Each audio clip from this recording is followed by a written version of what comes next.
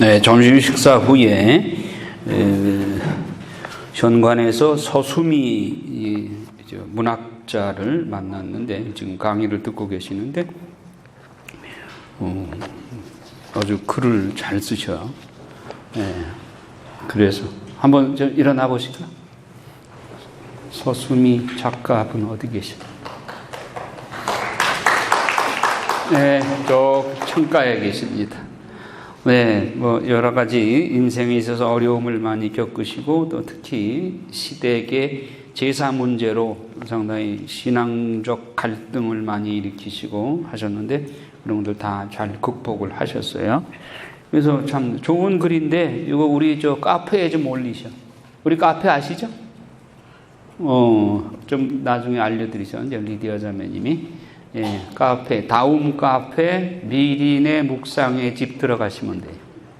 이 내용을 좀 실어주시면. 또 좋은 글, 작가이시니까 표현력도 아주 좋으시고, 그러니까 좀 많이 좀 올려주세요. 네, 사명 노래를 아까 했는데, 제가 몇 년 전에 조금 단식을, 21일 그 다니엘 단식 있죠? 그걸 하면서, 그래도 이제 산에 올라가서 사명 노래를 막 목청껏 불렀어. 사명은 그렇게 불러야 돼. 이제 산에 올라가서 그냥 남이 듣거나 말거나 그냥 큰 소리로. 사명 왜 음이 높은 줄 아세요? 그렇게 힘을 쏟아서 노래해야지 그냥 쉽게 부르는 노래면 그건 사명이 아니야. 아니, 목숨 바치겠다고 하는 노래를 부르면서 그렇게 목소리를 아끼면 되겠어요? 있는 힘 다 빼야지. 사명 그 뒤에 가사가 그렇잖아요. 나를 미워해도 어느 사람들이 나를 미워도 나는 그를 여전히 사랑하겠다. 지난 시간에 제가 그런 얘기 들었죠. 아프리카의 세 아들 식인종한테 다 잡혀 먹었는데 기자가 하느님 원망스럽지 않습니까? 내 아들 셋이나 식인종한테 잡혀 먹도록 좋은 일 하라고 선교사로 보내는데 그렇게 죽도록 하느님 참 무심하십니다. 그렇게 원망할 줄 알았는데 뭐라고 대답했어요? 아들 하나 더 있으면 더 바치겠다고. 하느님이 내게 주신 은혜에 무엇으로 다 갚겠느냐고. 아들 셋 가지고도 부족하다. 사명이 그런 사명감으로 불러야 되는 거죠. 예, 젖먹으니까지 다 뽑아서 불러야 되는 거예요. 그러니까 음이 높은 거예요. 에너지를 많이 소모하라고. 다음번에 부를 때는 있는 힘 다 해서 불러주세요. 예. 그리고 나는 행복해요 노래 불렀는데 여러분 정말 행복해요? 예수님만 알고 예수님 이외에는 다른 건 다 모르고 그리고 오로지 예수님께만 시선을 집중하고 삽니까? 주바라기 인생을 사셔요? 해바라기처럼 하나님만 바라보고 사셔요? 사실 양다리 걸치고 사는 게 더 힘든 거예요.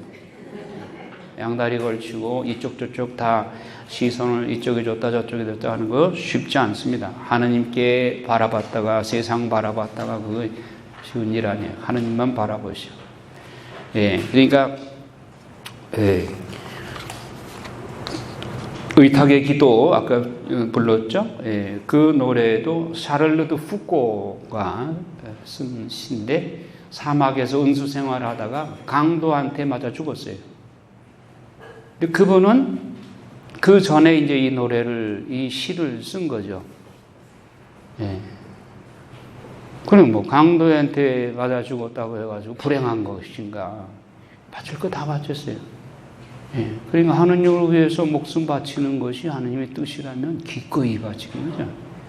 강도한테 맞아 죽으면서 불안에 떨거나 아까운 생명이라 그런 생각 전혀 없었고, 아버지의 뜻을 채우는 것만이 내 사명이고 내 뜻은 아무것도 없습니다. 아버지 뜻만이 모든 피조물 위해 이루어지는 것 그것만이 내 소망입니다. 진정한 행복은 난 거기 있다고 봐요. 내가 원하는 것이 채워지면 행복하다? 그건 잠시뿐요. 이 세상에서 내 원하는 것이 다 채워질 수가 없어요. 그러니까 하나님의 뜻을 채워드리는 것 그것이 내 소망이다. 내 뜻이 무엇이냐? 내 자유가 무엇이냐? 하나님의 뜻을 채워드리는 것이 내 뜻이고 하느님의 뜻에 따르는 것이 온전한 내 자유다. 아우스틴 성경도 그런 말씀하죠. 진정한 자유가 무엇이냐? 하느님의 뜻에 따르는 자유. 진정한 자유는 그것밖에 없다. 내 마음대로 하는 게 내 자유냐? 그것이 잘못됐다고 하는 것을 여러분 아직도 못 느낍니까? 여러분 느끼죠? 내 마음대로 하는 것이 내 자유다? 아니에요. 그건 오히려 사탄의 종속되는 거예요. 내 마음대로 하는 거예요. 오히려 하나님의 뜻에 따르는 것, 그것이 얼른 보면 내가 자유가 없는 것처럼 생각되지만 그것이 진정한 자유예요. 원래 원죄라는 게 뭡니까? 하나님의 뜻에 벗어나서 내 마음대로, 그리고 내가 하나님처럼 높아지려고 하는 거, 그 욕심 때문에 원죄를 범한 거 아니에요. 원죄의 결과가 뭐예요? 아주 무섭습니다. 하나님께서 모든 피조물들을 하나님을 대신해서 다스릴 권한을 아담에게 주었죠. 굉장한 권한입니다. 이 권한이 거의 하나님과 버금가는 권한이에요. 하나님 대신 피조물을 다스릴 권한을 주었으니까. 그런데 원죄 범한 후에 하루아침에 그것이 다 상실돼 버렸어요. 뿐만 아니라 영원한 생명, 죽음이 없었어요. 그런데 죽음의 보석이 오게 되고 병고가 오게 되고 명호가 어두워지고 하나님 다시는 얼굴 맞대고 볼 수가 없게 됐어요. 이렇게 비참한 인간이 된 거예요. 내 자유의지대로 하다 보니까 요 모양 요 꼴이 돼버린 거예요. 하나님의 뜻에 따랐으면 하나님 대신, 왜? 하나님이 당시 영을 우리에게 임하고 대 영을 부어주셨잖아요. 그러니까 내 대신 피조물을 다스려라. 굉장한 권한을 주셨어요. 아담에게. 아담은 요즘에 IQ 600, 700 그게 문제가 아닙니다. 생각해 보세요. 모든 동물들의 이름을 아담한테 지어 부르라고 그랬어요. 동물이 어디 한두 마리고 종류가 수천 수만입니까? 수백만 수천만이죠. 그 이름을 아담은 다 기억한 거예요. 이게 IQ 600 가지고 되겠어요? 그러니까 원죄 이전에 아담은 대단한 권한을 하나님께서 주셨던 것입니다. 원죄로 인해서, 즉 자유의지 남용으로 인해서 이렇게 우리와 같은 비참을 경험하게 되는 것이죠. 자, 그러면 우리가 예수님만 바라보고 하나님 뜻에 따라서 살기로 작정을 하고, 하나님이 예수님을 파견한 목적은 원래의 그 상태로 회복시키기 위해서 파견하셨어요. 그러면 지금이라도 늦지 않았으니까 하나님께로 돌아서고 하나님 뜻에만 따라 살겠다. 내 뜻을 버리고 하나님 뜻에 따라서 살겠다. 그렇게 결심하고 산다면 여러분 아침에 눈 뜨자마자 가슴이 설레요. 아이고 또 하루 어떻게 사나. 어느 쪽이에요? 가슴이 설레죠? 그럼 가슴이 설레는 순간 여러분 어떻게 기도해요? 성호경 긋고 성부 하느님 지금 내 안에 계시죠? 성자 예수님도 제 안에 계시죠? 성령님도 제 안에 계시죠? 오늘 하루 무상으로 주신 이 기가 막힌 24시간 이 시간들을 내 자유의지대로 내 멋대로 낭비하지 않고 오직 아버지 뜻만, 하느님 뜻만 따라 살게 해주십시오. 그리고 예수님 저와 동행하시고 제 손잡아 주시고, 그리고 성모님 저를 항상 당신 만두 아래 보호해 주십시오. 사탄은 내게 내 맘대로 내 뜻대로 하도록 유혹을 할 텐데 성모님께서 나를 지켜주십시오.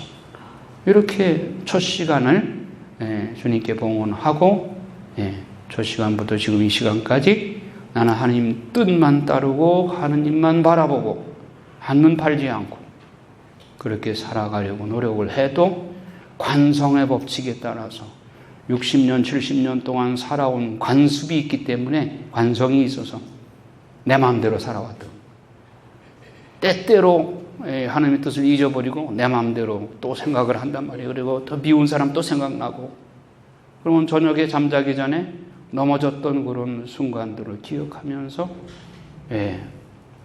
다시는 내 뜻대로 내 마음대로 하지 않겠다고 결심을 하면서 반성의 기도를 하고, 그리고 거룩한 죽음을 맞게 해주소서 그리고 내일 아침까지 죄 안 짓도록 지켜주시고 꿈속에서도 죄 안 짓도록 해달라고 그렇게 기도하고 그렇게 하루를 마감하게 되면 이렇게 하루가 이틀이 사흘이 쌓이다 보면 하루하루 차차차차 여러분들이 성화되어 가는 거예요.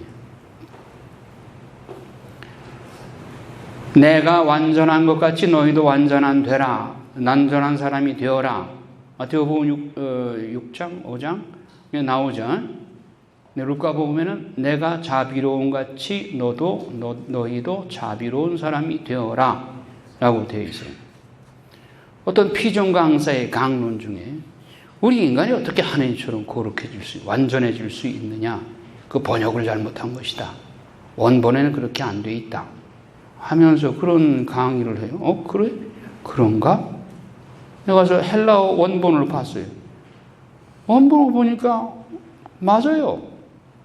그러니까 마태복음에는 내가 완전한 것 같이 너희도 완전한 자 되어라 했고, 루카복음에는 그 같은 내용이 내가 자비로운 것 같이 너희도 자비로운 자가 되어라. 그 말씀이 그렇게 나와요. 성경이 잘못된 거냐? 아니에요. 그런데 그 피정 강사는 예수님이 인성과 신성을 갖추고 계시는데 그 예수님이 신성으로 말씀하신 것이다. 그러니까 우리 인간은 하느님이 완전한 것 같이 그리고 완전한 절수가 될 수가 없다.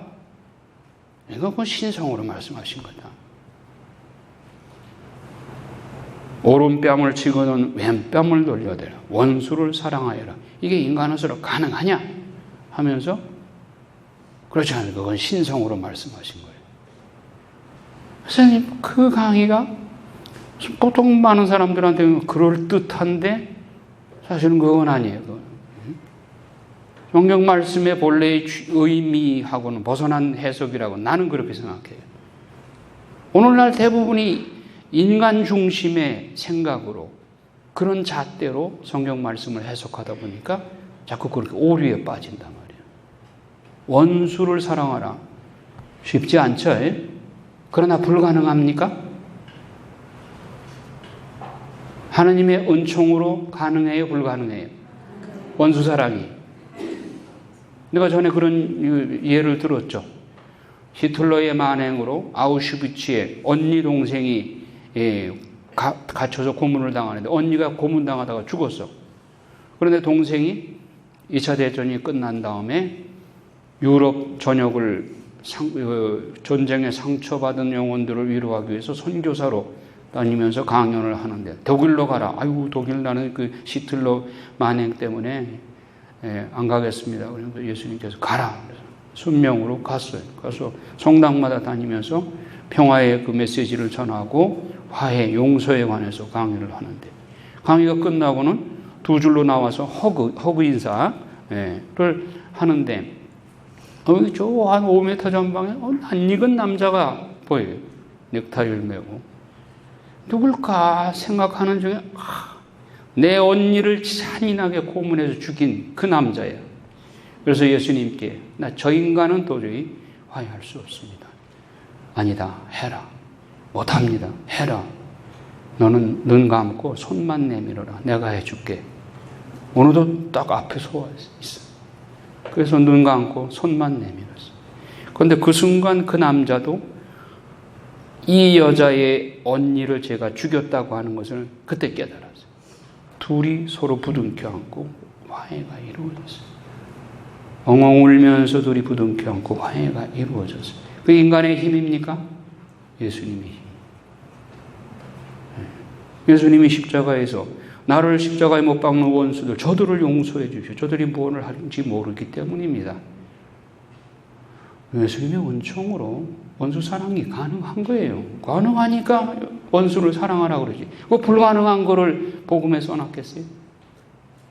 그런데 그렇게 현대주의, 인문주의, 인간중심주의로 성경을 그렇게 막 뜯어 고치듯이 불가능한 거지. 뭐 번역이 잘못됐다는 원본 제가 찾아봤어요. 그대로요. 그러니까 우리 인간의 힘으로는 성경 말씀을 지킬 수 없어요.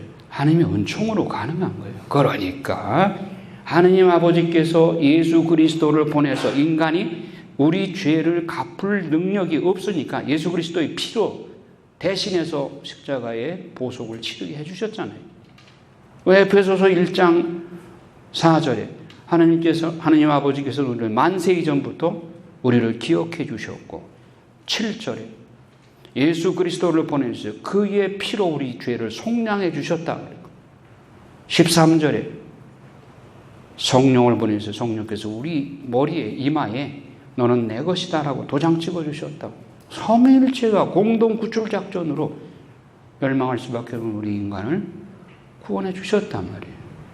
예수 그리스도의 성령의 공로로 우리가 우리 죄를 기워 갚을 수 없는 것을 그리스도를 보내서 우리를 속량해 주셨고, 우리 스스로는 성화될 수가 없어. 왜냐하면 사탄이 뿌려놓은 7가지 죄성의 가라지씨가 너무 철거머리처럼 질기게 달라붙어 있기 때문에 거기서 벗어날 수가 없어. 날 때부터 우리는 그걸 타고나요.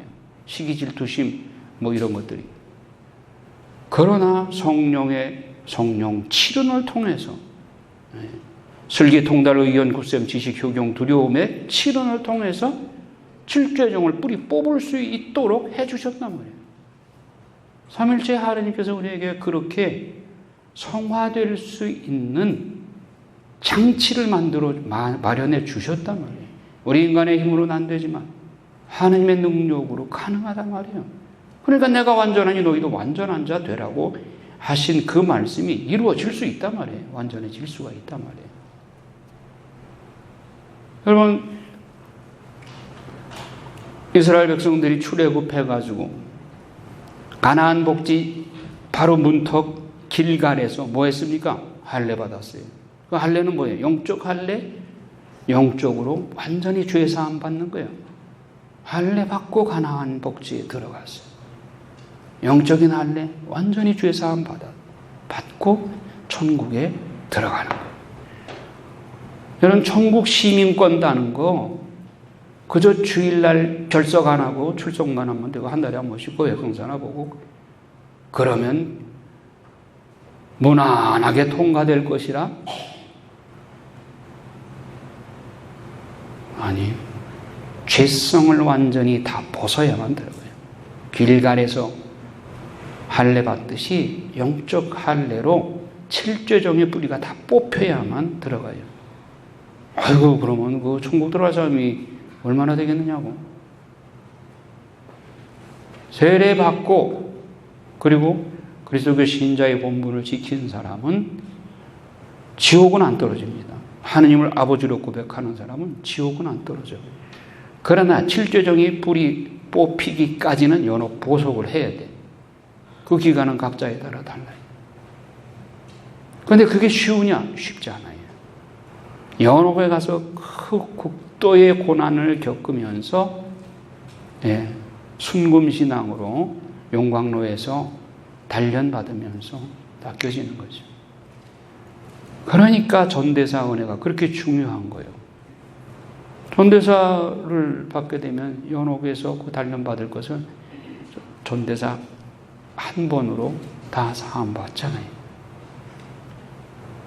어쨌든 우리가 완전하게 되는 것, 그리고 원수를 사랑한다는 것 쉽지 않지만 우리 인간의 본성으로는 불가능합니다. 그러나 하느님의 은총으로 가능하다. 그러니까 하느님만 바라봐야 돼. 근데 어떤 사람이 그래. 천국에 대한 갈망은 큰데 현세에 사는 동안 내 꼬라지를 내가 거울에 비추어 보면 너무나도 잘 알거든. 성경이 거울이잖아요. 말씀이. 말씀대로 못 사는 것을 몸부림치면서 고민을 해요. 내가 이대로는 예수님 앞에 가서 정말 천국 시민권 딸 자격이 없어. 그럼 어떻게 해야 되느냐? 열정만은 있단 말이에요. 그럼 그 열정 가지고 예수님 심판대전하면 와락 예수님을 끌어안겠대. 있는 힘을 다해서 예수님께 제발 나를 버리지 말아주시고 나를 꼭 천국에 들어가게 해달라고 매달리게 돼요. 그런 열성이라도 있어야지. 우리가 신앙생활에 두 가지 요소. 첫째, 하느님을 알아야 돼. 하나님이 누구인지를 알아야죠. 예수님 그리스도가 누구신지를 알아야 돼요. 두 번째, 열정이 있어야 돼요. 열정 없으면 소용없어요. 하나님을 열렬히 사랑하고 천국에 대한 열망이 있어야 돼. 열정 없는 사람은 아무것도 해도 성공하지 못해. 열정이 없는 사람. 세상에 성공하는 사람들 보세요. 그 분야에 미친 사람들이요. 시금을 전폐하고 어떤 하는 것에 연구하게 되면 거기에 미친 사람들이에요. 그러니까 농구 흑인 선수로 농구 황제라고 불렀던 누구 있어요. 그 사람이 인터뷰를 통해서 스포츠 기자가 가가지고 하루에 몇 시간 연습했느냐고. 안 하는 시계 같은 거 안 본다고. 엄마가 저녁 먹으라고 부를 때까지 공을 계속 집어넣었다고. 바스켓에. 시간이 무슨 문제냐고. 썩어 없어질 세상 화관을 받기 위해서도, 월계관을 받기 위해서도 그렇게 노력을 하는데, 천국의 문을 들어가기 위해서 우리가 온 정신과 몸과 노력을 다해서 열정을 가지고 천국을 사모하고 예수님을 붙잡으려고 하는 열망으로 불타지 않으면 어떻게 천국을 적당히 신앙생활하고 들어갈 생각을 하겠어요? 천국이 좋다고 하는 거 어느 정도 좋으냐? 이 세상 말로 표현할 수가 없어요. 프란치스코 성인이 천국의 맛을 좀 보여달라고 탈원 중에 그렇게 예수님한테 말씀을 드리니까 예수님께서 그래, 맛보기로 좀 보여줄게. 그래서 천사를 하나 불러요. 가야금 하나를 가지고 나와서, 가야금 12줄이잖아요. 조율하잖아요, 미리. 예. 조율하느라고 한 줄을 띵 튕겼는데 그 소리가 너무 아름다워가지고 탈원 중에 또 까무러쳐 버렸어요. 그러면 12줄을 다 조율해가지고 연주하면 어떻게 할까요? 12번 까무러치는 거예요. 그냥 천국의 행복은 말로 표현할 수가 없는 거예요. 그러니까 천국의 행복을 희망하면서 바울은 사도가 말씀하시잖아요. 이 세상의 고통은 천국에 가서 우리가 받을 영광에 비하면 아무것도 아니라고. 바울 사도는 3층천까지 갔다 온 사람이잖아요. 하도 고난을, 쓰나미 같은 고난을 많이 겪게 되니까 예수님께서 맛보기로 야, 네가 있을 곳은 여기 3층천 제일 높은 자리야. 그러니 실망하지 말고 오뚜기처럼 일어나라. 그래서 3층천을 미리 보여주었어. 네가 갈 자리 미리 보여주었어. 우리가 거기에 대한 희망을 가지고 현세에서 어떤 고난이 닥치더라도 한눈 팔지 말고. 여러분 루이사 피카레타가 자주 고백한 말이 뭔지 아셔요? 내가 하느님 이외의 다른 피조물에 시간 낭비한 것을 용서하여 주십시오. 나는 죄만 안 지면 세상 일 하는 거에 대해서 하나님께 미안한 생각 별로 안 하고 죄만 안 지면은 그건 죄가 아니라고 생각을 해. 하느님 이외의 다른 것에 내가 마음 뺏긴 것 그 자체가 죄라는 거예요. 피카레타는. 그건 성인이니까. 나는 그냥 보통 사람인데. 왜 여러분들 성인 되기를 포기하셔? 그도 나와 똑같은 사람이요. 마리아 막달라나 인생 낙제생도 성인이 됐어요. 여러분들은 마리아 막달라보다 세상적으로 윤리적으로 훨씬 더 거룩하게 살고 있는 사람들이잖아요. 그럼 그런 인생 낙오자도 예수님 만나서 성인이 됐다면 여러분 성인이 못 될 이유가 뭐예요? 공부를 많이 못했어요? IQ가 높지 않아요? 여러분 생활 환경은 예수님 당시에 예수님 만나서 성인 된 사람들보다 훨씬 환경 조건이 좋아요. 옛날에 오지 성경책을 각자가 자기 성경을 가지고 있었어요. 옛날에 양피지에 써가지고 회당에 한 질이 다 읽기가 쉽지 않았어요. 큰 회당 아니고는 성경 한 질이 다 없었어요. 그러니까 여러분 아바피 다 성경 가지고 있잖아요. 얼마나 좋은 환경. 너무 큰 소리가 많았네. 자, 신약의 역사 안에 오신 예수 그리스도. 때가 찾아 하느님께서 당신 아들을 보내시어 여자의 몸에서 태어나게 하시어 율법의 지배 아래 살게 하셨다가 갈라디아서 4장 4절. 예. 그러니까 하느님의 아들은 만세 이전부터 창조주로 같이 계셨어요. 세상 창조할 때 성부, 성자, 성령께서 함께 계셨어요. 아울러서 전에도 그런 얘기를 했으면 창세기 1장 1절을 어떻게 번역하는 것이 옳은 번역이냐. 태초에 혹은 한처음에, 또 요한복음 1장 1절을 태초에 혹은 한처음에 말씀이 계셨다. 그 말씀은 하느님과 함께 계셨다. 그 말씀은 곧 하느님이셨다. 이 말씀 없이 생겨난 것은 아무것도 없다. 자, 창세기 1장 1절을 태초라고 해야 맞을까요? 한처음이라고 해석해야 맞을까요? 요한복음은 태초에 혹은 한처음에. 태초와 한처음은 어떻게 차이가 있어요?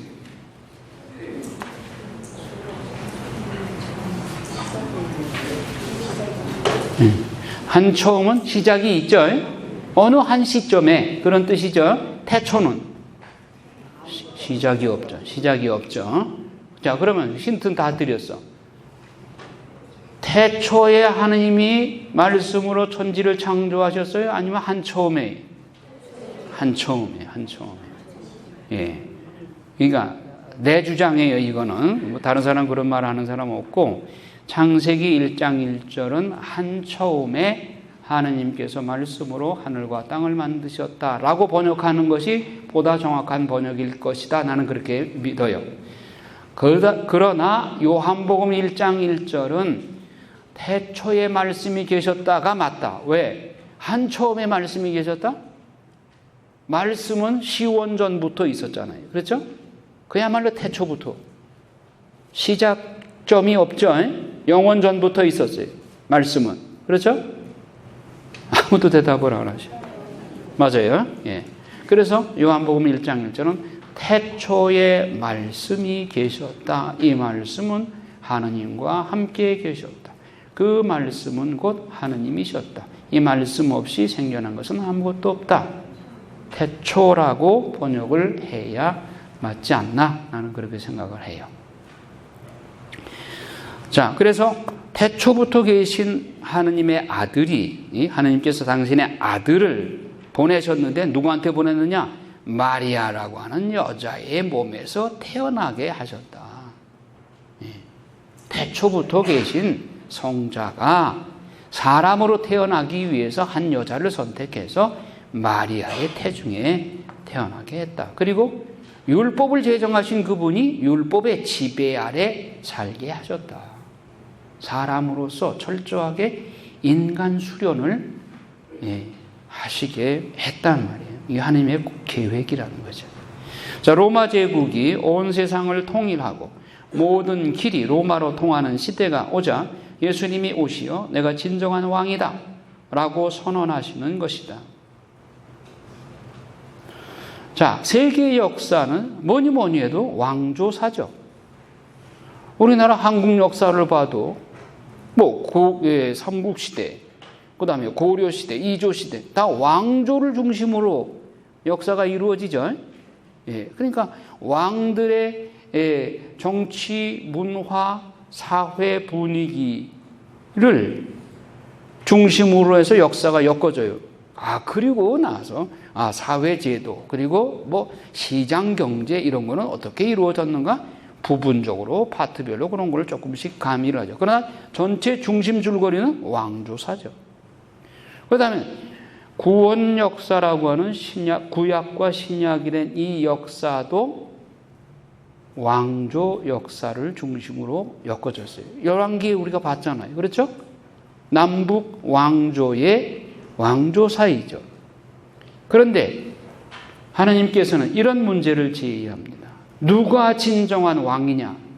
이게 성경, 구약, 신약 전체에 던지는 화두예요. 누가 진정한 왕이냐? 여러분, 누가 진정한 왕이에요?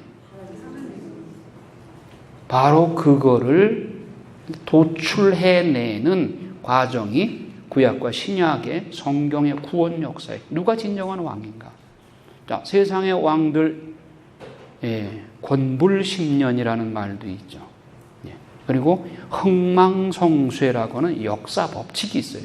세계의 역사가 흥하고 망하고 성하고 쇠하고 이 역사 법칙에서 벗어나는 그런 왕국, 왕조가 있습니까? 로마 제국 영원히 번성할 것 같았지만 망했어. 소로마 제국이 476년에 동로마 제국이 1543년에 망했어. 나폴레옹 제국 어느 왕조도 다 흥망성쇠의 역사 법칙에서 예외가 없어. 다 흥했다가 망했어. 그런데 유독 예수 그리스도가 세운 그리스도 교회 2000년 역사를 가지고 있어도 어느 왕조가 2000년 동안 계속된 왕조가 있어요? 그리고 아무리 큰 박해가 있어도 로마 300년 박해, 한국 100년 박해가 있어도 교회는 망하죠. 왜 그래요? 성서적 근거 어디 있어요? 마태복음 16장에 너는 베드로이다. 내가 이 반석 위에 내 교회를 세울 터인즉 죽음의 힘도 너를 쳐 이기지 못할 것이다. 내가 너를 위해 기도해 주마. 예수님이 베드로와 베드로의 후계자인 교황들을 위해서 기도해 주고 계셔요. 신권으로 지켜주고 있어요. 그렇기 때문에 흥망성쇠의 역사 법칙을 초월하는 거예요. 새말까지 멸망하지 않아요. 이 교회는. 아무리 지독한 박해가 있어도. 네. 그러면 누가 진정한 왕이냐? 하느님 밖에는 이 세상에 진정한 왕 아무도 없다. 하느님은 당신의 왕권을 주장하고 싶어 하셔요. 그럼 하느님은 너무 권위주의적이다 혹은 명예를 좋아하시는가? 아니에요. 그렇게 말하면 안 돼요. 하느님은 당신을 그대로 있는 그대로를 드러내기를 위해 원래 명예심 자기를 드러내는 건 뭐예요? 있는 그대로를 드러내려고 하는 겁니까? 약간 과장해서 남 앞에 좀 멋지게 보이려고 하는 게 명예심이죠. 그러나 하느님은 있는 그대로를 드러내는 것이 그분에게는 오히려 그것이 겸손이고, 겸손은 뭐예요? 무조건 자기를 낮추는 게 겸손입니까? 있는 그대로를 드러내는 거예요. 겸손이라는 humility. 예. 근데 그건 어디서 나오냐? 후무스라는 라틴 말에서 나와요. 후무스는 땅이야. 흙덩어리야. 인간이 자랑할 것이 뭐가 있어요? 흙으로 빚어졌잖아요. 먼지요. 80평생 지난 다음에는 다시 먼지로 돌아가요. 우리 자랑할 건 아무것도 없어요. 다만 창조주 하느님은 달라. 그분은 원래 신이셨거든요. 절대무한의 신이죠. 그럼 그분의 그 권능은 드러나는 것이 진리고 그것이 겸손인 거예요. 따라서 진정한 왕은 하느님이시다. 우주의 역사를 주관하시는 주재자는 하느님이시다. 이것을 드러내야 되는 것이에요. 그러면 성경 말씀은 바로 하느님이 진정한 왕이시다 하는 것을 드러내는 것이 성경이에요. 성경의 주제가 그거예요. 누가 진정한 왕이냐? 하느님이 진정한 왕입니다 라고 아멘 하고 고백하는 사람, 마라나타 하고 고백하는 사람은 천국 시민으로 받아들이는 거고, 하느님을 진정한 왕이라고 안 받아들이는 사람은, 여러분 미국 시민권 따려면 미국 대통령을 인정해야만 시민권 받아주지, 시민권 주지. 미국 대통령 나 인정 안 하겠습니다. 미국 애국가 안 부르겠습니다. 그런 사람은 절대로 돈 억만금을 가지고 온다 해도 시민권 안 줍니다. 천국 시민권 마찬가지예요. 전국의 왕이 예수 그리스도라고 하는 걸 인정하지 않겠다는 사람, 아무리 도덕분자고 세상에 법 없이 사는 사람이라도 그런 사람, 예수님을 왕으로 안 모시는 사람은 천국에 들어갈 수가 없어요. 지 스스로 거부하는 거잖아요. 그러나 결국은 진정한 왕이 누구냐? 예수 그리스도가 진정한 왕이라고 인정하는 사람만 구원받는 거예요. 그래서 예수 그리스도가 누구신가를 알래니까 말씀 공부를 해야 돼요. 말씀을 모르고는 예수 그리스도를 알 수가 없습니다. 예로니모 학자가 성경을 모르는 사람은 예수 그리스도를 모르는 사람이다. 맞는 말이죠. 성경을 모르면서 어떻게 예수 그리스도를 안다고 할 수 있어요? 내가 그래도 성경을 한 5번은 읽어봤는데 읽은 횟수하고 아무 상관없어요. 성경을 얼마만큼 신구약을 아구를 맞추어서 신구약 전체가 표상하는 하느님의 모습을 정확하게 하나님의 모습을 내가 각인시키느냐, 그게 중요한 것이지. 신천지에서도 성경 가지고 얘기하잖아요. 거기서도 성경 많이 인용해요. 그러니까 오류에 빠지지 않기 위해서는 올바른 지도를 받아야 되고 성경을 제대로 이해해야 되는 거예요. 아까 같이 비스무리하게 그렇게 설명해 버리면은 성경을 휴머니즘적으로 이거 인간은 불가능하고 하느님만이 가능하다. 잘못 번역한 거다. 그런 식으로 하면 성경을 막 가지고 뜯어고치는 것이 돼버리죠. 자, 하느님을 진정으로 알아야 되고 그 하느님을 알기 위해서는 성경 말씀을 제대로 읽어야 되고, 두 번째는 열정이 있어야 된다. 열정이 없으면 안 돼. 여러분, 해태죄가 게으른 것이 그게 무슨 죄냐? 남한테 해치는 것도 없는데 죄예요. 7죄 중에 하나 들어가죠. 해태죄, 교만,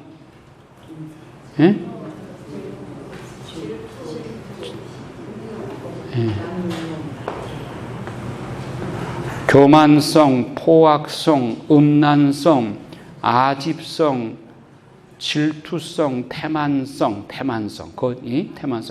게으름, 거짓성, 거짓말하는 거, 7가지 죄성입니다. 게으른 것도 죄인 거예요. 열정이 없는 거. 아니, 하느님이 우리 인간에 대한 사랑에 열정이 없었다면 당신 독생성자를 십자가에 못 박아 죽도록 내주셨겠어요? 하나님은 당신 외아들까지 바쳐주실 만큼 뜨거운 열정으로 우리를 사랑하셨는데 우리는 그분을 믿는데 그렇게 열정이 없다면 안 되죠. 열정이 있어야 돼요. 자,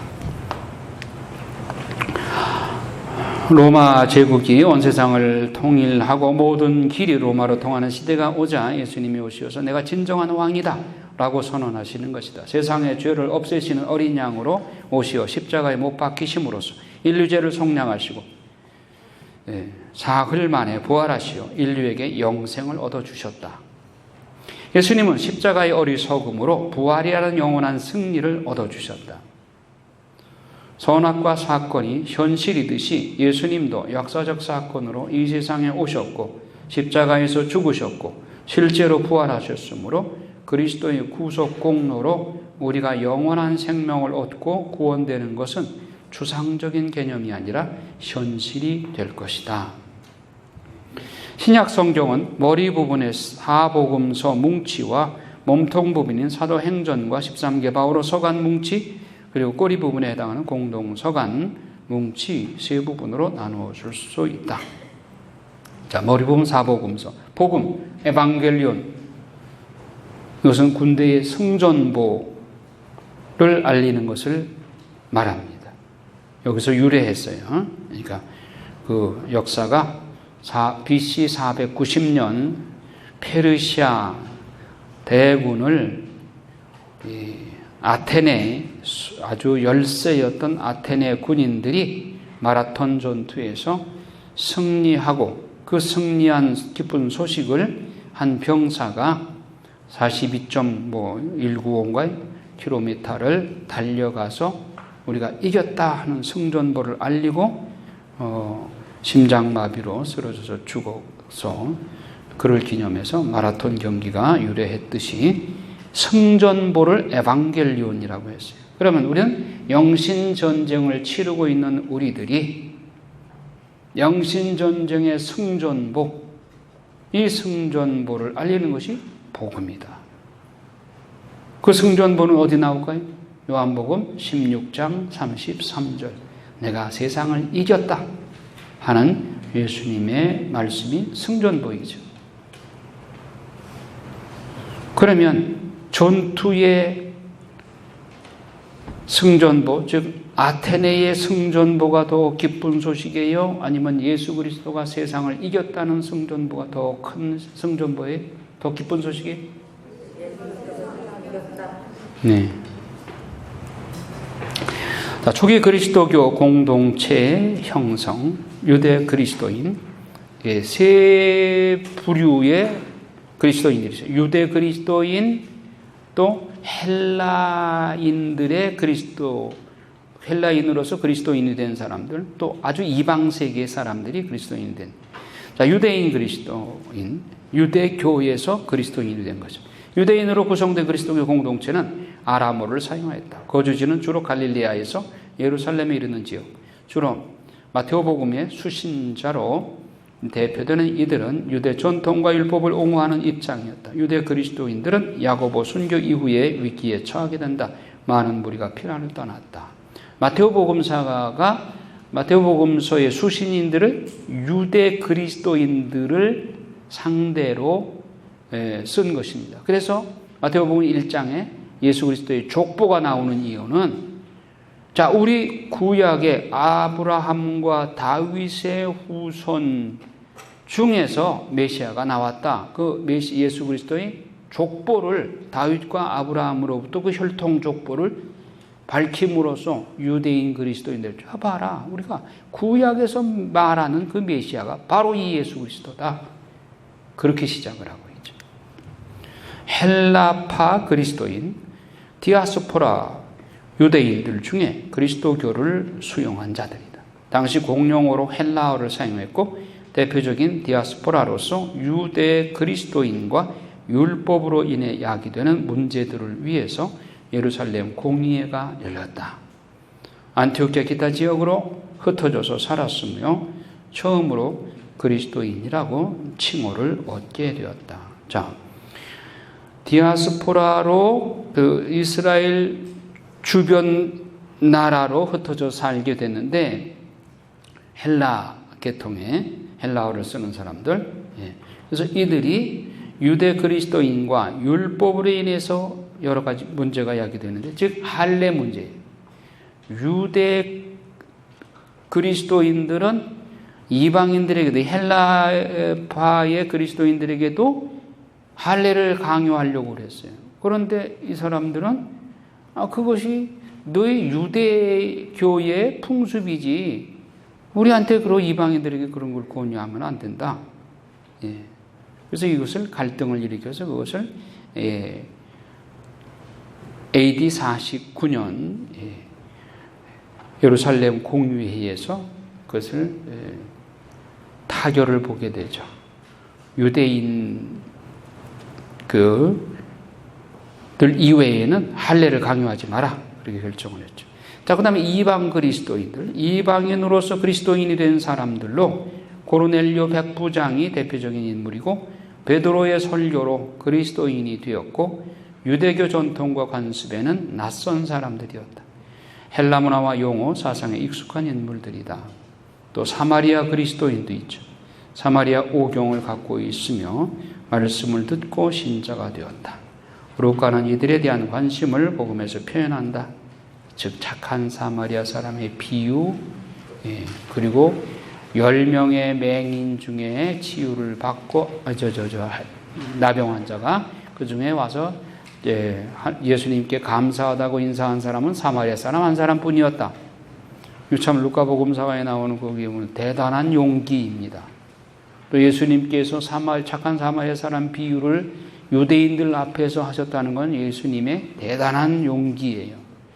유대인들이 이방인들을, 특히 사마리아 사람들을 거의 경멸하다시피 하는데, 그런데 사마리아 사람들, 이렇게 착한 사람이 있다고 하는 것을 예를 들었다는 것은 예수님이 대단히 용감하신 거예요. 그 당시에. 유대인들은 얼마나 반발이 심했겠어요. 자, 복음서의 난제 AD 397년 카르타고 공의회에서 27권의 신약 성경을 정경으로 확정하였다. 사복음서에 중복하여 나오는 예수님의 일대기를 시간 순서로 정리할 필요가 있다. 그렇죠. 여러분, 사복음서를 마태복음서부터 요한복음까지 읽다 보면 앞에서 읽었던 내용이 또 나오네 하면서 3번씩 막 심지어는 4번까지 반복해서 나오는 내용들이 있죠. 이거 인쇄가 잘못된 것이 아닌가? 그렇게 의심을 하기도 하죠. 그럼 도대체 이게 무슨 의미가 있나? 왜 이렇게 같은 내용을 3번, 4번씩 이렇게 반복해서 기록해야만 되는가? 그런 데 대한 의문을 가질 수 있죠. 그렇다면 도대체 예수님의 일대기 행적은 어떤 순서로 사셨을까? 10살에는 뭐하고 11살에는 뭐하고 12살에는 뭘 했다. 특히 공생활에 있어서 무슨 사건 후에 무슨 사건이고 무슨 사건이 차례로 이어졌을까? 이게 궁금해요? 궁금하지 않아요? 여러분들이 인기 연예인들에 대해서는 막 어디서 출생, 몇 년 몇 월 생일까지 기억하고 어디서 출생하고 뭐 부인은 누구고 뭐 자식은 몇 살에 낳았고 뭐 이런 거 다 꿰고 있잖아요. 그렇다면 예수님은 이 지상에서도 우리의 스승이시고 천국 가서도 영원토록 그분을 우리 주님으로 모실 그분의 일대기에 대해서는 난 잘 모른다. 그런 얘기가 안 돼. 여러분, 인기 연예인들, 인기 스포츠인들이 인천공항에 들어왔다. 길을 싸고 가서 사인 받으려고, 그 인증샷 한다고, 뭐, 가서 사진 찍는다고. 그러잖아요. 내일 모레 시험이라도 소용없어. 그럼 그런 열정을 좀 예수님한테도 좀 쏟아보란 말이에요. 그러면 예수님의 일생이 길긴 하네. 33년밖에 안 되잖아요. 그건 연도별로 그분이 어떻게 사셨는가, 몇 살에 뭐 하셨는가, 그런 거에 대해서 좀 연대표를 작성해 볼 의향은 없으세요? 노트에 한번 그거 좀 정리해 보세요. 여러분 나름대로. 어떤 분이 저기에 올렸더구만, 카페에. 자, 그 순서대로 강의가 진행이 될 거예요.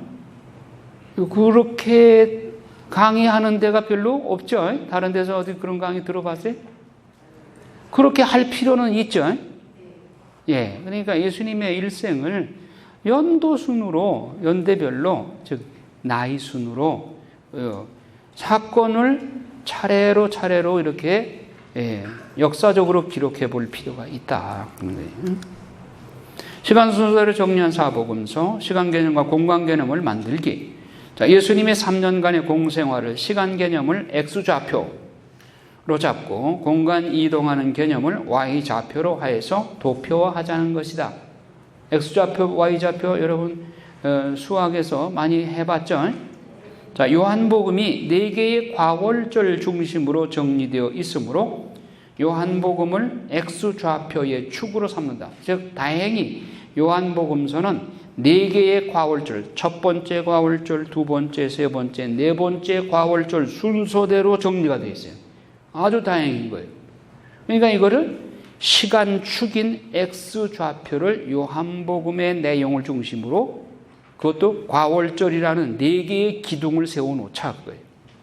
그리고 X좌표에 요 1과월절과 2과월절 그 사이에 무슨 일이 있었는가, 그리고 어디에 가셨나, 예루살렘 혹은 사마리아 혹은 갈릴레아. 그래서 다행히 예수님께서 우리가 공부하기 편하라고 저 소아시아나 유럽이나 이런 데까지 안 가셨어요. 크게 잡아서 예루살렘, 사마리아, 갈릴레아, 그 다음에 조금 더 올라갔다면은 가이사리아 필리피, 거기까지. 거기서 그냥 왔다 갔다 하셨어요. 그러니까 Y좌표가 한 세네 지역으로 구분하시면 돼. 그리고 X좌표는 4개의 과월줄 축으로 잡으면은 X좌표, Y좌표 안에 예수님의 행적 전체를 그려놓을 수가 있단 말이에요. 자, 예수님 활동의 공간 개념은 갈릴레아 지역,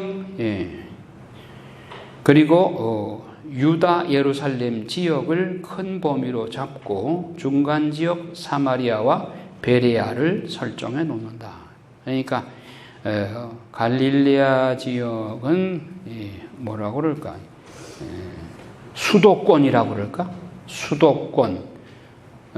저 경상도를 영남권, 전라도를 호남권, 이런 식으로 나눠보잔 말이에요. 그러니까 예루살렘 지역, 갈릴레아 지역, 프로빈스, 도 개념인데, 근데 남북 이스라엘 합친 게 경상남북도 합친 거 정도밖에 안 돼요, 크기가. 그러니까 우리나라의 큰 도시들은 이름과 더불어 위치를 다 기억하고 계시죠? 그러니까 뭐 경상남북도만 한 그 안에 있는 도시야, 작은 도시까지도 여러분들을 기억하려면 뭐 얼마든지 할 수 있어요. 한 넉넉 잡고 20개만 외우시면 돼. 자, 베들레헴은 유대 도 안에 있는, 유다라고 하는 프로빈스 안에 있는 작은 도시이고, 나자렛은 갈릴레아라고 하는 프로빈스 안에 있는 작은 도시다. 안성은 경기도 안에 있는 작은 도시, 안성시, 용인시, 그런 거예요. 베들레헴이나 나자렛은 작은 도시다. 자, 갈릴레아 사역과 예루살렘의 사역의 중요성. 갈릴레아 나자렛은 요셉과 마리아가 결혼하기 전부터 살던 고향이다. 예루살렘의 중요성. 예루살렘은 중요하죠. 예루살렘은 정치, 경제, 사회, 문화, 교육, 종교의 중심 도시다. 기득권자들이 오랫동안 점령하고 있는 수도이고, 로마와 연관된 정치인들이 주둔하고 있는 것이고, 로마 빌라도 총독이나 이런 사람, 로마 문화와 접속되어 있고, 신구약 중간사 시기, 특히 예수님 탄생 150년 전부터 형성된 새로운 유대 종교, 유대교가 자리 잡고 있는 곳인 예루살렘은 바리사이파, 사두가이파, 서기관들, 제사장들이 예루살렘 성전을 중심으로 민중을 지도하고 있는 본부 역할을 한다. 그런데 예루살렘의 중심은 성전이다. 예수님의 사역의 중심도 역시 성전이다. 예수님이 예루살렘에 계셨다는 것은 이러한 복잡한 기득권 세력의 레이다망에 들어가 계시다는 것을 의미한다. 즉, 기득권 세력들이 예루살렘 안에 집중되어 있는데 예수님의 사역도 그 안에서 이루어지니까 그 사람들이 예수님에 대해서 예의주시하는 거죠. 왜냐하면 그들의 기득권 세력의 행동들에 대해서 못마땅하게 예수님께서 계속 비판을 하시고 질책을 하고 하시니까 그들이 바짝 긴장하고, 예수, 그는 누구인가? Who is the Jesus? 예수는 누군가? 여기에 딱 퀘스천 마크를 붙이고 사방에서 눈이 그냥 예수를 딱 주목하고 있는 거예요. 그런데 예수님께서 요한복음 2장 13절 이하에서 예루살렘 성전 정화로 시작하시죠? 그러면 성전 정화할 때 그 계층들 중에서 어느 파가 제일 예수님을 주목을 할까요? 사두가이파. 사두가이파에서 대사제, 사제들이 거기서 예루살렘 성전에서 봉직하고, 재물 팔고, 이 돈 챙기고 막 그런 짓을 했잖아요. 그 상을 둘러 엎어버렸으니 사두가이는 처음부터 예수님을 적대시해요. 저 인간은 우리와 한패가 될 수는 없는 인간이구나. 처음부터 사두가이들은 예수님을 잡아 죽일 존재로 삼았던 것이죠. 바리사이는 사두가이하고 앙숙이죠. 그러니까 원수의 원수는 친구가 될 수 있지. 야, 예수? 저 사람 사두가이하고 원수관계가 되니까 어쩌면 우리하고 친해질 수도 있겠네? 바리사이는 처음에 그렇게 생각을 해요. 그래서 관망해요. 두고 보자. 어떻게 우리 편이 될 수 있는 사람인가 아닌가? 두고 보자. 바리사이들은 그렇게 관망하고 있어요. 반면에 예수님이 갈릴레아에 계셨다는 것은 조용한 홈타운에서 민중들을 상대로 활동하고 계신다는 의미이다. 예수 그리스도는 세계사의 중심이다. 중심임을 신자든 비신자든 다 인정하는 것이 지금 서력 기원을 쓰고 있죠. 예. 주후, 주전. 예. 그러니까 BC는 뭐예요? Before Christ잖아요. 예수 탄생 전. AD는 안노 도미니, 주님이 탄생하신 이후. 그러니까 서력기원 2018년이라는 이 서력기원을 안 쓰는 나라도 없고 종교도 없고 지금 다 그러잖아요. 그만큼 우리가 뭐 불교 기원 씁니까? 아니면 마호메트 기원 씁니까? 예수 그리스도의 출생을 전후한 이 연대기는 온 세상이 다 쓰고 있다. 그만큼 예수 그리스도는 세계사의 중심이다. 성경의 중심 내용과 질문은 예수는 누구인가이다. 성경을 통한 그 해답은 예수님은 하느님 나라의 왕이시다. 그러면 예수님의 왕권과 이전의 지배자로 군림하는 왕과의 차이점은 무엇인가? 뭐예요? 뭐가 차이가 있어요? 세상의 왕들은 군림하려고 하죠. 예수님은 봉사하는 거죠. 봉사. 섬기러 온 것이, 섬김을 받으러 온 것이 아니라 섬기러 왔다 했습니다.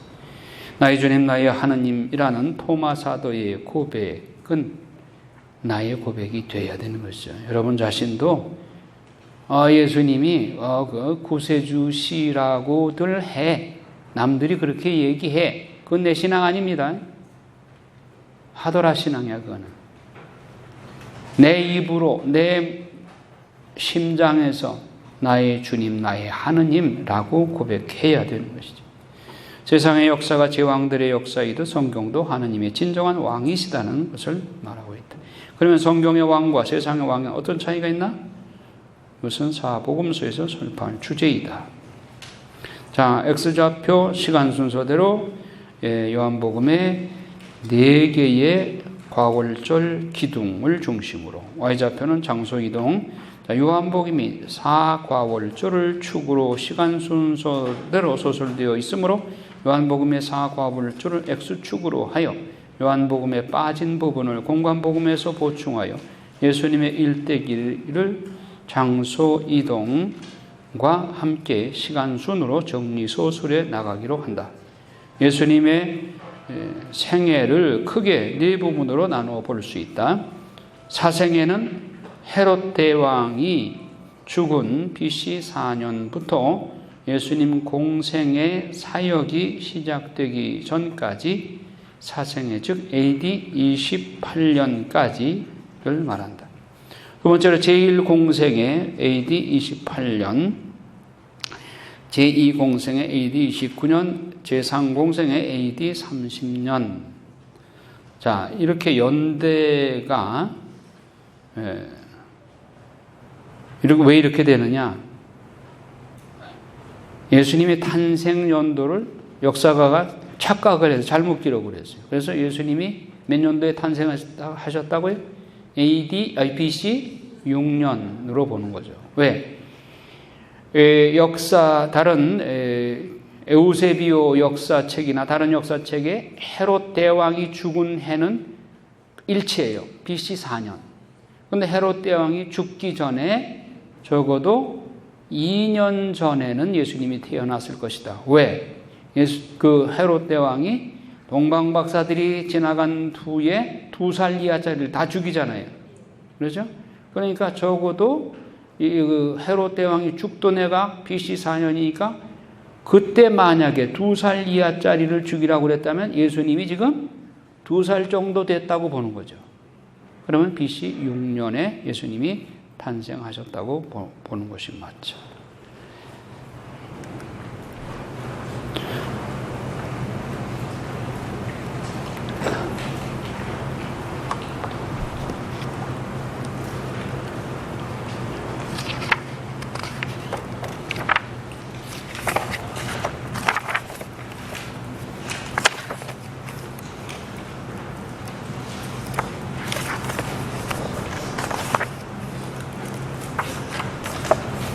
여러분 교재 122쪽에 도표를 보셔요.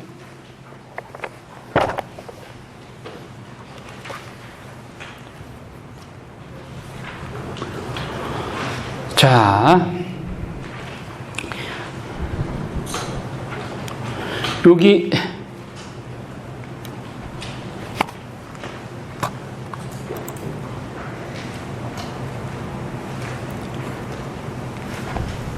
여기가 X좌표죠.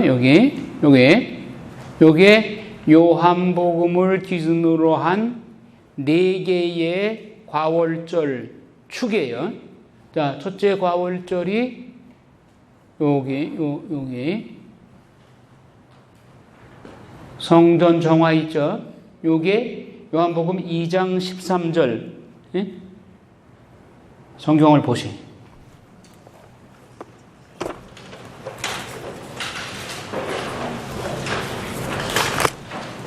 요한복음 2장 13절. 성전을 정화하시다 나오죠? 거기에 여러분 1과월절이라고 쓰세요. 1과월절. 유다인들의 파스카 축제가 가까워지자. 이 파스카가 1과월절입니다. 그 다음에 2과월절은 어디 나오는가 하면 5장 1절에 보세요. 그 뒤에 유다인들의 축제 때가 돼요. 이 축제가 이게 과월절입니다. 이 과월절 이렇게 쓰세요. 그 다음에 6장 4절에 보면 예수님께서는 산에 오르시어 제자들과 함께 그곳에 앉으셨다. 마침 유다인들의 축제인 파스카가 가까운 때였다. 3과월절.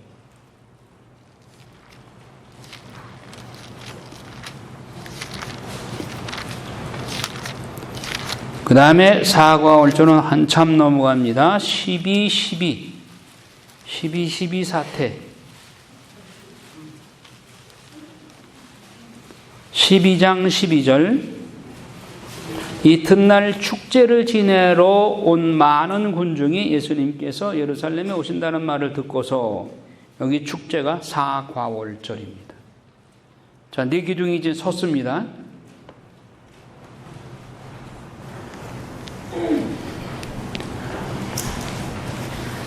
자, 다시 도표로 와서 2장 13절 이게 제1과월절이라고 그랬죠? 그 다음에 5장 1절이 2과월절이라고 그랬죠? 그 다음에 6장 4절을 내가 안 했구나. 6장 4절 했죠? 네, 했어. 정신이 없어.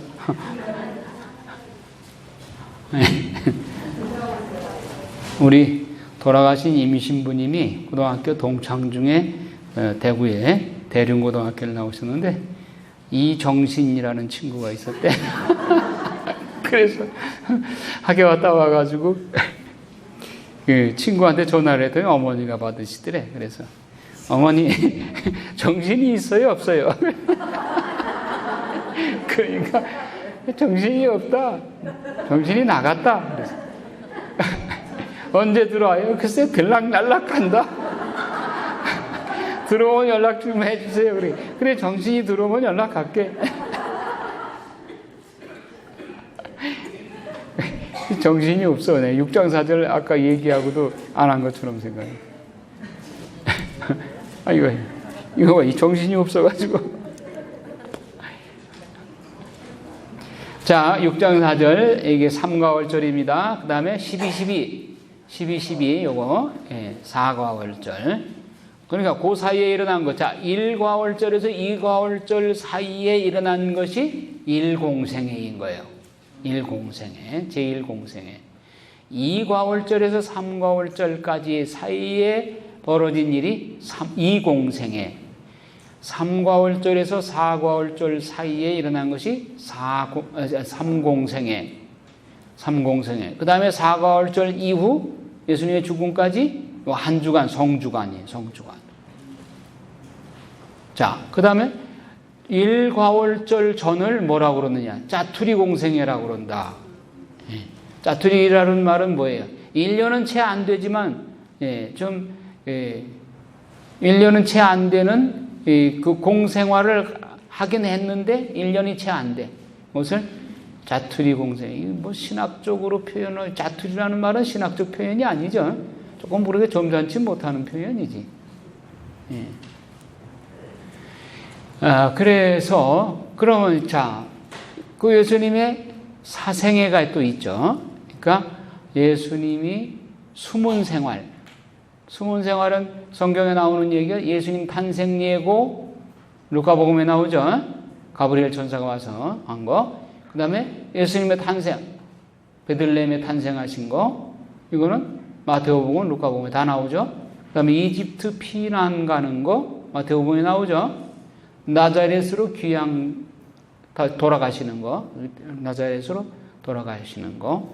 그 다음에 12살에 예루살렘 과월절에 예루살렘의 성전에 한번 갔다가 잃어버리고 사흘 만에 다시 찾게 되죠. 요게 사생활 하던 시기, 그러니까 숨은 생활, 공생애 이전에 사셨던 생애. 이걸 그러니까 여러분들이 예수님의 일대기를 정리하면서 먼저 요 5가지 내용을 적고, 그 다음에 짜투리 공생에서는 사건이 그렇게 많지가 않죠. 세례 금식. 세례자 요한한테 요르단강에서 세례 받으시고, 그리고 40일 엄제순환 광야에 나가서 하시고, 그리고 5 제자를 뽑으시죠. 그리고 어디로 가요? 가나 혼인잔치에 성모님과 함께 가서 물이 술로 변하는 첫 기적을 행하시고, 여기까지가 짜투리 공생애. 그 다음에 일공생애에 본격적으로 공생애 시작하는 성전 정화부터 시작을 하시죠. 그 다음에 니고데모와 대화를 하죠. 밤중에 니고데모가 찾아와가지고 요한복음 3장 5절에 그리고는 사마리아 여인과 대화를, 사마리아로 가서 사마리아 여인과 야곱의 우물가에서 말씀을 나눈 내용. 그 다음에 저 위로 올라가셔서 왕의 신하 아들을 치유해 주시죠. 이게 이제 일공생애. 그 다음에 이 과월절은 벳자타 연못가에서 38년 된 중풍병자를 고치는 것을 시작을 합니다. 일공생애. 그리고는 갈릴리아로 올라가서 민중사역을 하는데 마태복음 5, 6, 7장에 나오는 산상수훈이 바로 요 시기에 한 거예요. 요 시기에 산상수훈을 하다가 세례자 요한이 치명했다는 소식을 들어요. 그러되면 예수님이 그러면 다음은 내 차례겠구나. 그러면 내가 죽기 전에 내가 아버지로부터 파견돼서 이 땅에 와서 해야 할 가장 중요한 일, 무슨 일이에요? 제자들을 뽑아서 교회를 세우는 일이죠. 제자들을 세워서 교회를 세우는 일인데, 제자들을 집중적으로 교육할 시간이 없어. 그래서 이제부터는 군중사역이 아니라, 민중사역이 아니라 제자 집중 교육을 해야 되겠다. 그래서 한적한 곳으로 가서 쉬자라고 좀 한적한 곳으로 보내다 보니까 군중들이 먼저 알고 먼저 와서 기다리고 있어. 보니까는 너무 목자 잃은 양 같은 이 군중들이 너무 불쌍해 보여. 그래서 거기서 또 한참 동안 복음 말씀을 전하는 거예요. 그러다 보니까 때가 기울어가지고 이거 밥 안 먹고 이거 배가 고플 텐데, 저 사람들 그냥 돌려보면 먼 데서 온 사람들 있을 텐데 굶어 죽을 수도 있겠구나. 그래, 야 너희들 좀 뭐 먹을 거 있으면 내놔라. 저 사람들 좀 먹여보내자. 그랬더니 아이고 선생님, 저 사람들 다 먹여보내려면 200데나리온 가지도 부족합니다. 그랬더니 예수님께서 너희들이 있는 거 좀 있으면 빵이라든가 이런 거 내놔봐라. 그랬더니 안드레아가 저기 꼬마가 하나 있는데 빵 5개와 물고기 2마리, 도시락을 싸온 것 같습니다. 그래, 그거 가져와라. 하늘 우러러 축성을 하고 그걸 쪽을 띄어서 제자들한테 나눠주면서 50명씩 100명씩 안치기 하고 그들에게 나눠주어라. 여러분, 빵의 기적이 어느 순간에 일어났는가를 가만히 생각을 해봐요. 제자들한테 빵 5개를 반토막씩 잘라야 10명 제자들한테 반토막 가지고 야, 저 50명, 100명 가서 나눠줘. 그러면 요 생각이 잘 돌아가는 사람은 아니 빵 반 조각 가지고 50명, 100명 어떻게 나눠주나. 그런데 안 됩니다 하는 사람은 하나도 없어. 역시 제자 훈련을 받은 사람이 달라. 우리 같으면 아이고 이거 가지고 한 사람 분도 안 되는데 말없이 가서 섰어. 군중 앞에. 나누어 줄 때 빵의 기적이 일어난 거예요. 하나님은 스릴과 서스펜스를 좋아하신다고 그랬죠. 예. 그러니까 기적을 미리 행하지 않으셔. 50명, 100명 군중 앞에 빵 반 조각 가지고 들고 서 있을 때 기적이 일어난다. 물이 술로 변하는 가나의 혼인잔치에서도 물동이에 물 채우라고 그랬더니 그때 맛보니까 맹물이야. 들고 가면서 맛을 봐도 역시 맹물이야. 갖다 과방장 앞에 내려놨을 때 포도주로 변해. 하나님은 스릴 만점이에요. 신덕을 테스트하는 거죠. 우리가 이성을 초월해서 바보가 되어야만 하나님의 기적을 체험할 수 있는 것이죠. 자, 그래서 이제 오병이어 기적을 행하고 이건 원래 예상에 없던 것인데 군중들이 먼저 알고 달려가니까 측은지심이 발동해서 컴패션, 측은지심이 발동해서 오병이어 기적을 행하고 본래의 목적인 제자 집중교육으로 들어갑니다. 그러니까 삼가월절 시작할 때 이때부터는 본격적으로 제자 집중교육을 합니다. 제자 집중교육의 한 예를 들어보실까요? 뭐가 있을까요? 타볼산의 현성령. 타볼산에서 세 제자 앞에서만 당신이 빛나는 모습으로 변화된 겁니다. 모세와 엘리야가 공중에서 말씀하신 거. 그거 군중 앞에서 그랬다면 저 유령이다 그랬을 거예요. 이거는 제자들 집중교육을 통해서. 그리고 물 위를 걸으신 기적 역시 제자 집중교육, 제자들에게만 일으키신 것입니다. 자, 그 다음에 이제 삼공생애 동안에 초막절 성전 봉헌 축일날 성전에 올라가서 예수님이 말씀을 전하죠. 그리고 태생소경을 고쳐주죠. 요한복음 9장에 보면 이 태생소경 고쳐준 이야기가 이상하게도 길게 나옵니다. 왜 태생소경 고친 이야기를 그렇게 자세하게 소개할까요? 태생소경의 이불을 통해서 이분이 메시아시다는 것을 고백하게 하죠. 요한복음 저가가.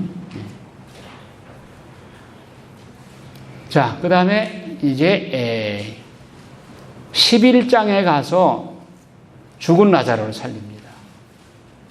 이제 요한복음 7장 14절부터 이제 유다인들은 사두가이뿐만 아니라 바리사이들도 다 합세해가지고 예수를 죽이자고 그렇게 잠정적 합의가 됐어요. 현상 붙은 사나이가 됐어요, 예수님. 그 다음에 라자로를 살리니까 이 유다인들이 이제 더 이상 머뭇거릴 때가 아니다. 아니 죽은 사람도 살리는데 이제 우리 팬들이 다 예수한테로 간다. 우리는 이제 망했다. 이거 빨리 서둘러서 처치하자. 산헤드린에서 최고의회에서 예수도 죽이자. 그리고 라자로도 같이 죽이자. 그렇게 결론을 내려요.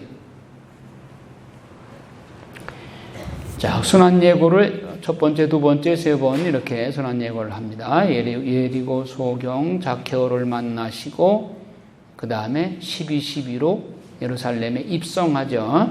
이게 성지주일날 우리가 읽죠. 이 복음을 입성을 합니다. 그리고 두 번째 성전 정화가 이루어지고 체포되고 십자가 처형당하고 부활하시고 이게 예수님의 일대기다.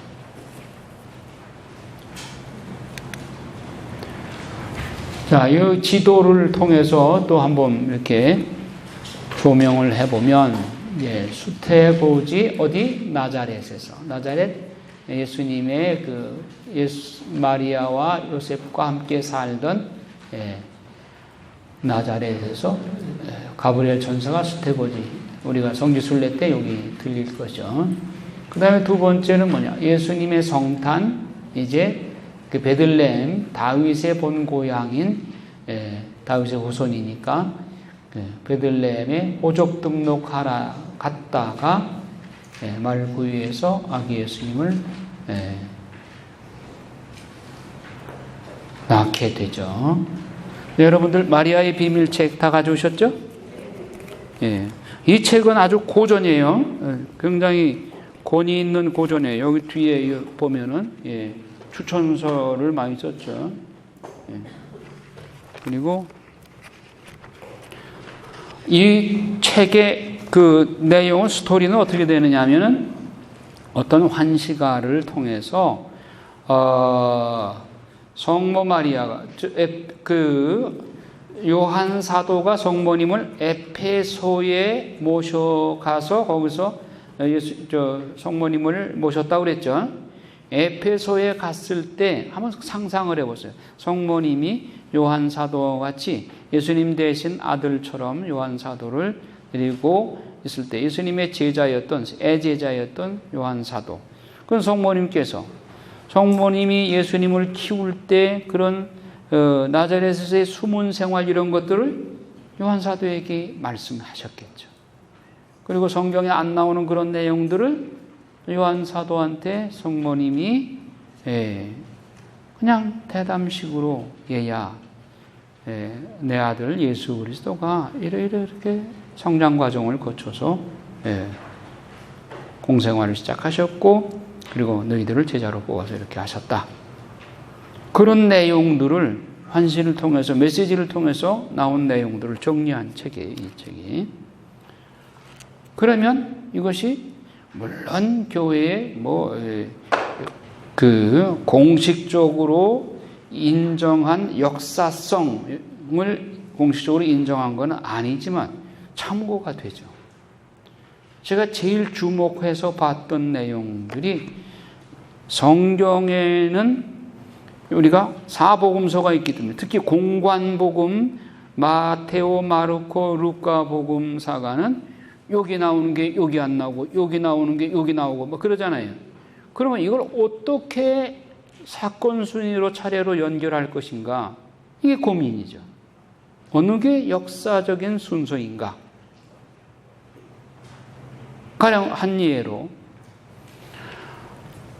베들레헴에서 아기 예수님을 낳으셨을 때 그 밤에 목동들이 와서 경배를 드렸다. 동방 박사들이 방문했다. 그리고 예수님을 8일 만에, 낳은 지 8일 만에 할례를 베풀었다. 40일 만에 성전에 봉헌했다. 어느 순서대로 한번 얘기해 보세요. 어떻게 순서를 정할 수 있어요? 예수님 낳으셨다, 베들레헴에서. 두 번째, 목동들이 방문했겠죠, 그날 밤에. 그 다음에 세 번째가 뭐예요? 세 번째, 할례 받은 것과 40일 후에 봉헌한 것과 동방박사 방문, 어느 게 먼저일 것 같아요?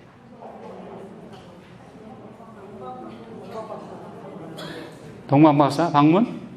자, 그러면 동방박사 방문으로 보통 그렇게들 얘기들을 하는데, 동방박사가 방문하고 바로 가버렸으면 헤로데 대왕이 그 사실을 알고 바로 2살 이하짜리 학살령을 내리죠. 그러면 예수님의 가족들은 이집트로 황급하게 피난 갔겠죠? 그러면 8일 만에 할례 받은 건 언제? 이집트에 갔다가 예루살렘까지 또 와, 할례 받으러. 그리고 또 40일 만에 봉헌하러 또 와.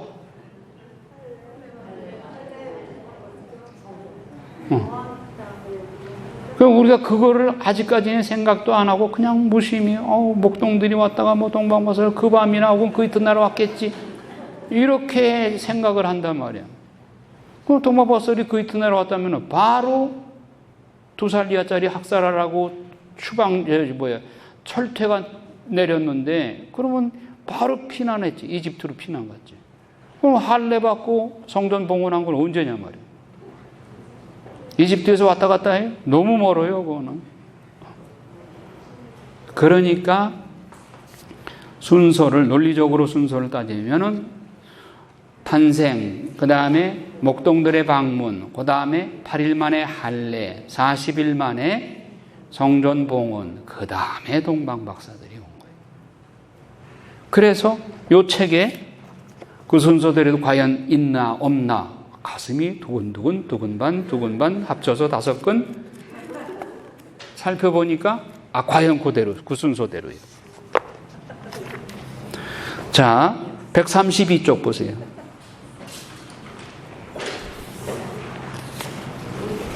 가슴 아픈 예언 나오죠? 네. 그래서 쭉 읽어가다 보면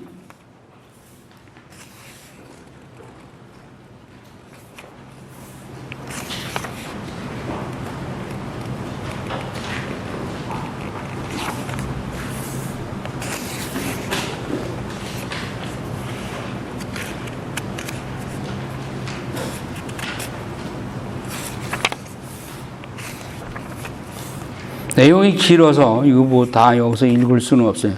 그 내용을 집에 가서 한번 읽어보시오. 예. 자, 146쪽에 보면 중간에 아기가 태어난 지 8해가 지나 율법에 정해진 대로 할례를 받게 되었어. 우리는 동굴에서 할례식을 치르기로 했지만 우리나 우리의 가난한 친구 목자들 그 누구도 이를 부끄럽게 여기지 않았어. 이렇게 해서 할례를 받았어요. 예. 8해 만에. 그리고 이제 40일 만에 이제 성전에 봉헌하는 얘기가 나오는데 147쪽 그 중간 이하에 보면 그다음에 이제 출산 후 40일이 지난 모세 율법에 따라 정결례를 치러야 하는 날이 되었단다. 나는 하느님의 뜻에 따라 메시아를 낳았고 이 예식을 치러야 할 어떤 필요는 느끼지 않았지만 우리 민족이 철저히 지키는 율법도는 또한 거스르고 싶지 않았다. 그래서 이제 성전에 가서 한나 예언자도 만나고 그 스가랴 시메온 예언자도 만나서 예언을 듣죠. 예. 그러고 나서 동방박사 방문은 언제냐? 그 다음 특별한 표지들 나오죠. 거기에 보면 157쪽 중간에 보면 우리는 동방에서 온 박사들이여 여러 날 별을 관측하다가 선택된 이 민족 위에 뜬 큰 별을 발견했어. 우리는 비록 당신 민족에 속하지 않지만 지극히 높으신 하느님을 알며 오직 그분만을 경배하는 사람들이요. 그런데 몇 달 전에 하느님으로부터 메시지를 받았어. 바로 당신들의 조상 아브라함처럼 이 세상에서 가장 완전한 지혜를 보일 분을 찾아 떠나라는 명령이었어. 그러니까 지금의 그 이라크, 이란, 메소포타미아 그 지역에서 이런 왕들이 나귀 타고 오는데 적어도 한 달 이상 걸렸을 거 아니에요. 몇 달 전부터 이런 계시가 내려서 그 예수님이 탄생하신 후에 그때 출발했다면 적어도 한두 달 걸렸을 거 아니에요. 그래서 유다의 임금이 태어날 곳이라고 믿었기 때문에 그런다. 헤로데 임금은 이에 대해서 전혀 아는 바가 없었어. 오히려 아이를 찾거든 자신도 경배할 수 있도록 알려달라고 우리에게 부탁했지. 예.